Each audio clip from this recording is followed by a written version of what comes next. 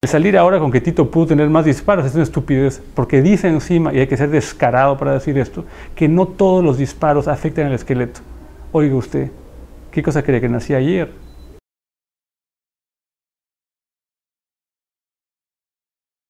Él dice que nosotros hemos usado solamente los cráneos y no el resto del cuerpo. Eso es falso. Nuestra pericia es una pericia oficial para el Ministerio Público que debe leerse junto con la pericia hecha por los demás miembros del Ministerio Público en ese momento, es decir, medicina legal. No tenía ningún sentido en repetir exactamente lo mismo que medicina legal había hecho. Nosotros estamos concentrados en revisar patrones, ¿no es cierto?, principalmente utilizando la sección de cuello y cráneo, porque son zonas que generalmente son utilizadas, ¿no es cierto?, en situaciones de homicidios y demás. Que nosotros no hemos dicho en ningún momento que eran ejecuciones extrajudiciales o que la distancia, lo que fuera. Eso es en ningún momento, absolutamente en ningún momento. Entonces, ese señor lo que está sugiriendo aquí es que nosotros estamos irrogándonos a una autoridad al ser antropólogos de lo que lo hacen los médicos forenses. Bueno, ese señor tal vez no sepa que en el año 76, ¿no es cierto?, en Estados Unidos, que está levemente más, digámoslo así, avanzado en esas materias que España, desgraciadamente, así le duela, se creó el capítulo de Antropología Física en la Academia Americana de Ciencias Forenses, lo que implica que desde ese entonces en adelante el rol de antropología forense ya no es simplemente excavar el huesito, mirar el huesito, sino tener una perspectiva mucho mayor. Y lo que este señor tampoco sabe probablemente, porque al menos trabajó con nosotros en la época, que los tribunales penales internacionales, llámese el de Ruanda y el de Yugoslavia, utilizó ese tipo de pericias integradas, ¿no es cierto?, y razonadas de una manera mucho más amplia, en los cuales se han logrado interpretaciones mucho mayores de patrones, porque al final buscamos patrones, ¿no es cierto? Y si algo se repite o es recurrente todo el tiempo, es un patrón. Respecto al tema de la distancia, está nuevamente confundiendo la opinión pública, pero es un tema que ya viene de mucho tiempo. Cuando hablamos de disparos a distancia, estamos hablando que son disparos en los cuales no hay ningún signo, ¿okay?, visual de restos o de pólvora o de fulminante en la piel, ¿no es cierto?, que es traspasada por la bala en este caso. En armas cortas, los residuos dejan de aparecer entre 30 y 45 centímetros. O sea, si queremos ser recontra generosos, a los 50 centímetros ya no hay residuos. ¿Ok? Entonces, la distancia que nos separa en esa entrevista es una distancia de más de 1 metro. Si yo te disparara a esta distancia, ya no habría residuos. Eso significa que sería un disparo a distancia. Entonces, la pregunta es, ¿existe un manual para ejecución extrajudicial?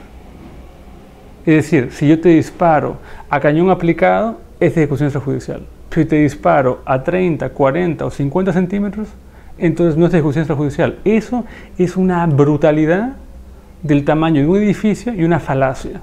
Y espero que este señor no esté defendiendo esa tesis, porque ahí sí habría que dudar de sus propias credenciales. Entonces, el tema final, más allá de cualquier discusión, y eso sí es una mentira, y es lo que ha salido reportado ahora en la prensa, ojalá no lo haya dicho ese señor, es que Tito pudo recibir otras lesiones. ¿De dónde sale eso? Tito no recibió otras lesiones.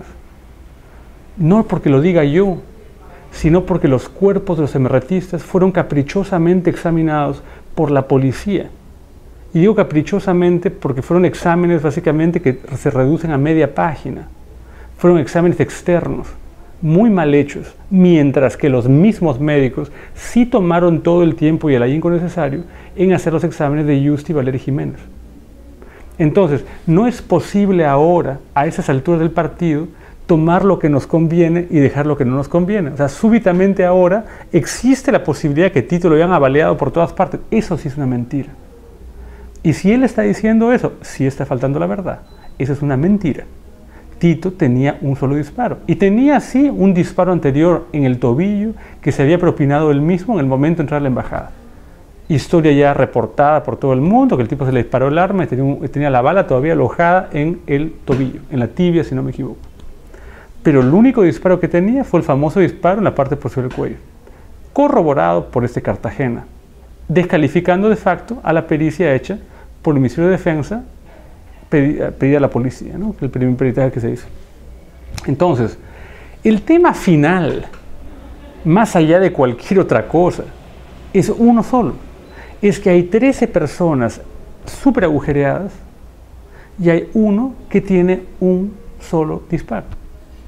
Y a la sazón, y acá viene mi opinión ya de ciudadano y no de perito, este individuo, que es el NN-14, que es Tito, que tiene un solo balazo, digamos, letal, mortal, en el momento en que muere, ¿no es cierto?, cerca al momento en que muere, no está en la zona de combate, está en un patio trasero, el cadáver fue movido, pero tenía los pies básicamente uno sobre el otro y la gran mancha de sangre por donde sangró estaba lejos de él, como consta en las fotos que ese señor Cartagena no se vio o no vio, pero se presentaron en el juicio, ¿no es cierto? Y finalmente, más allá de lo forense, y más allá de la diferencia obvia, que unos están acribillados y otros tienen un solo balazo, hay muchos tipos de evidencia independiente, no forense, que sí hay que considerarla, señor Cartagena. Uno no se puede ser loco con eso. Uno puede mirar simplemente el árbol y no ver el bosque, en este caso. Está Ogura, están los dos policías que arrestan a Tito, que han testificado 3 veces en 3 juicios diferentes, repitiendo exactamente lo mismo, que lo tenían detenido y que se lo dan a un comando que se lo mete al túnel nuevamente. Y está también el libro de Humberto Jara, que usted, señor Cartagena, tal vez no lo ha leído, Secretos del Túnel, donde hay 2 magistrados que se dan cuenta que Tito se está escapando con ellos y Tito les pide que por favor no lo delaten. Y uno de ellos, por el momento anónimos y ciertamente amnésicos, gesticulan a los policías que finalmente lo terminan arrestando. Entonces la pregunta es, ¿quién miente aquí? Es decir, es muy fácil desde la comodidad de donde trabaje, en su país o lo que fuera, encargarse de tipo de peritajes delivery nuevamente, a pedido. Sería bueno saber cuánto cobró por esto, qué condiciones el Estado peruano, ¿no?, dio o ofreció, sería muy interesante saberlo. Pero otro tema además es que es una cosa muy ilusa y muy cándida, ¿no es cierto?, el responder un cuestionario que le hace el Ministerio de Justicia, muy parecido al que presentó el Ministerio de Defensa a la policía, hablando del espasmo cadavérico nuevamente, 12 años después, que tiene una granada en la mano, cuando nunca se habló de esto. O sea, por favor, ¿de qué estamos hablando? Un poquito más de seriedad. Es decir, meterse en los asuntos de un país de esta manera es un poquito irresponsable. Yo personalmente había tratado de sopesar todos los elementos y saber si lo que me están dando no me lo están sembrando. Entonces, el salir ahora con que Tito pudo tener más disparos es una estupidez, porque dice encima, y hay que ser descarado para decir esto, que no todos los disparos afectan el esqueleto. Oiga usted, ¿qué cosa cree que nací ayer? Es decir, un poco más de seriedad. Respetos, buenos respetos. Sé lo que hablo, yo puedo tener opiniones diferentes a las suyas, y puedo tener opiniones diferentes a muchos peritos, pero no nací ayer. Entonces, yo creo simplemente que lo que está haciendo aquí simplemente es contribuir a la politización de un tema que más claro no podría estar, simplemente con todos los recursos del Estado, que finalmente son los recursos derivados de los tributos que nosotros pagamos. Y yo personalmente no quiero que mis impuestos vayan a pagar su sueldo, ni el de ninguna otra persona. Yo no sé, pero me parece, o sea, he leído las declaraciones, simplemente me parecen un poquito cavernarias, y más de cavernarias, un poquito anticuadas. Lo que quiero decir es que el mundo ha avanzado muchísimo en los últimos, digamos, 20 años, y hay mucha jurisprudencia forense, la llamaríamos de esa manera, que se refiere a conflictos armados internacionales e internos, y que básicamente aplica mucho para esto. Se ha trabajado mucho con temas de patrones lesionales y demás. Quiero decir, muchísimo. Entonces, si el tema es decir, bueno, yo tengo un cadáver y solamente puedo hablar de este cadáver. Claro, si yo tengo 10 cadáveres, o 14, o 20, o 30, o 2.500, alguna elaboración tendré que hacer, porque eso es parte de un razonamiento científico. Eso no es una invención, una conjetura o lo que fuera. Y uno tiene una opinión como experto en base, por un lado, a la evidencia que está manejando, y por otro lado, también una opinión también como experto, que es una opinión experta. Entonces, Las opiniones se combaten con opiniones, pero yo no puedo decir así, ¿qué hace metiéndose un médico forense en el tema de antropología? O viceversa. Ese no es el tema.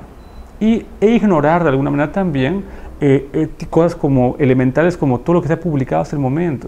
O sea, yo tengo un libro publicado con una colega mía sobre traumatismos esqueléticos en violación de derechos humanos y conflicto armado, Es decir, y es un tratado de referencia que ha sido discutido, visto, comentado y demás por patólogos también y usado por patólogos forenses. Entonces, ¿de qué estamos hablando? O sea, yo no puedo empezar a descalificar a la gente tampoco por español o no me gusta. Es decir, él es una persona que tiene todo el derecho a opinar o lo que fuera, pero me parece patético, lo que sí me parece patético es que el Estado, 12 años después, empieza a buscar ahora expertos por todas partes y sobre todo que sean fuera del Perú, porque nos encanta, ¿no? Esa mentalidad colonial, que todo lo que viene de fuera es mejor, de alguna manera. Entonces, básicamente para eso. Ahora yo me consigo también tres expertos más, americanos, pues, o donde fuera, para que digan lo contrario. Y así quedamos en un dime y direte. A mí, francamente, no me interesa seguir dimes y diretes. Para mí el tema está zanjado y está claro. Si quieren tapar el sol con un dedo, pues está muy bien. Lo que hay que preguntarse a quién beneficia esto. Realmente, creo yo, lo lamentable de todo esto es que el Estado, ¿no es cierto?, se esté contradiciendo entre sí. Ese es un peritaje oficial que fue hecho por el Ministerio Público, parte del Estado peruano. Después sale el Ministerio de Defensa, parte del Estado peruano, con otro peritaje. Ahora sale el Ministerio de Justicia con otro peritaje que desvirtúa además al peritaje del Ministerio de Defensa, hecho por la Policía Nacional. Entonces, desde fuera, la impresión de esto es patética, es absolutamente patética. Y al final, el tema es evidente. Tienes a 13 personas súper agujereadas y tienes a uno solo con un solo disparo, fuera del lugar de los hechos, con testimonios independientes. Entonces, estamos tratando de tapar el sol con un dedo. Y además, desgraciadamente, no son los comandos los que están en el banquillo.